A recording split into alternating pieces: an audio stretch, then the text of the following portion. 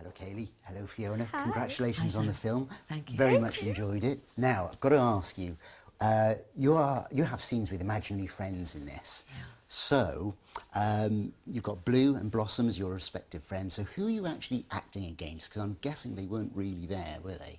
No, they weren't. They were in our minds, obviously, not physically. But for Blue and Blossom, we had actors there. So the actor that played Blue, his name was Eric, and he would always have this like backpack thing with a big baby Blue head, like floating above his head, because we had to have an eye line because Blue's like 8 feet tall.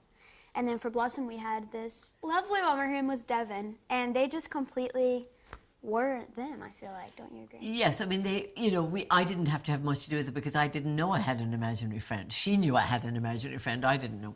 So I spent a lot of time oblivious of it, but she had to do a lot of work. And those scenes in the hospital where Blue is hiding in the laundry basket, I don't know how you did that. Eric got in the laundry basket, Right, and I pulled him out.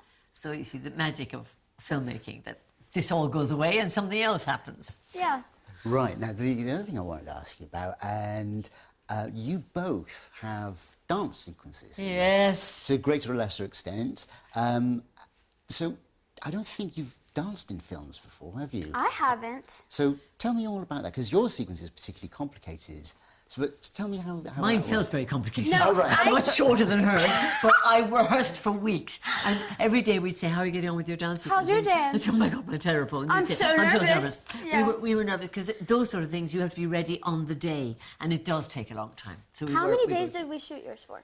A few, right? 2? Oh, we did 2 days of shooting on it. Same But, for I mean, me. I'd rehearsed it for 3 weeks, you know. Or, And she was perfect. You were so nervous, I remember. was so nervous. The first time she did it, she was like, oh, that was so bad, and everybody's just weeping. And of course, the lovely thing is the camera is happily over the sofa, whereas in fact, it was all the legwork was very hard to get exactly right. But something about you just want to get it right for the sake of it. Hers was much more complicated than mine. And yours was huffing, wasn't it? Yours. Yeah.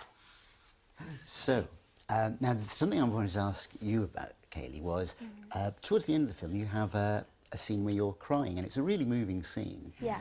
But I'm sure, as Fiona will say, it's quite challenging, I would imagine, crying, particularly you have to do it take after take. So how did you cope with that? And Fiona, did you sort of... It's not easy to do, is it? I No. don't think it's very good for you, actually. I think it's very hard work. It's not good for you emotionally, is it, to cry? Are you talking about the hospital? Yeah, Okay.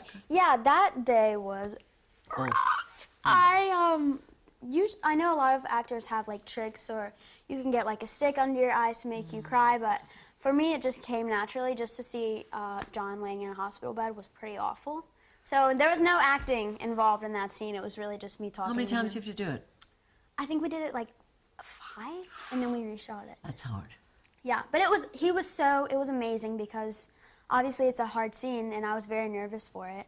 But everybody was very quiet. It was very like calm in there. The environment was great. Just John knew how hard it was, and I was very emotionally exhausted by the end of it. But after every take, I just tried to like wipe it off, so I didn't get sad in real life. Because he was fine. Obviously, he's fine in real life.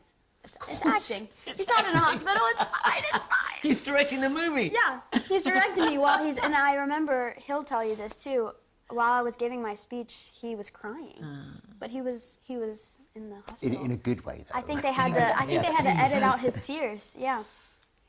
So of all the imaginary friends that are in, there's quite a cast of imaginary friends in this. Which are your favourites? My favorite's Lewis. I just love Lewis. He's so wise. He's like the leader of the Ifs, and every time he comes on screen, it just like warms my heart. I love Block of Ice. in the past. I just love the idea of being a... I mean, creepily, it makes you think, there's a bit of that in me, I think, where you just don't know where you are in the world, and you're just a block of ice and floating around and just... I think they're ingenious. And I think the flaming marshmallow is just brilliant. I loved that. You know, that's John. That's John too. Oh, right, okay. So then finally, I've got to ask you about Ryan Reynolds, because you do scenes with him, and he has a bit of a reputation as being a bit of a joker on set. Oh, yeah.